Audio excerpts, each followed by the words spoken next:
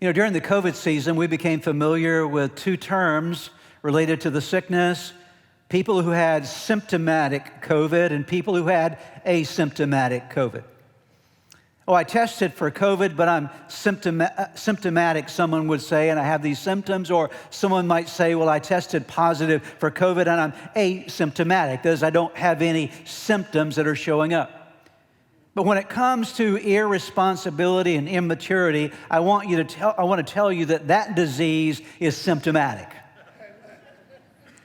You see symptoms associated with this area, this aspect of being an immature person. It is very observable in a person's life. And so what I thought I would do just for a few moments this morning is walk you through some of the symptoms. How do you know if you're immature? How do you know if you're being irresponsible? So the first thing that I would mention is you know that someone is being irresponsible or immature if there's passivity in their life.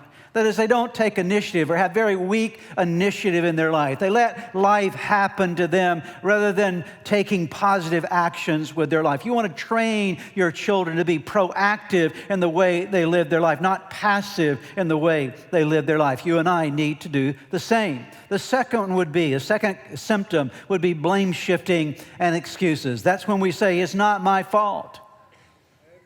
Oh, I'm not responsible. Oh, they did it to me, and I carry no responsibility for my own actions. And so we push issues off on other people, and we make excuses for why we're not doing the thing that we need to do. And this is something you want to help your children to begin to remove from their life: blame shifting and excuses, something that you and I need to work on as well. The third symptom of immaturity is pride. Pride is all about self-centered thinking. You're in the center of your universe, and self-centered acting and self-promotion and self-serving, and that's all these things are characteristic of someone who hasn't grown up yet. They haven't matured yet. They haven't gained a level of responsibility. The next one is entitlement. Entitlement, as I'm using it here, means this: the world owes me something.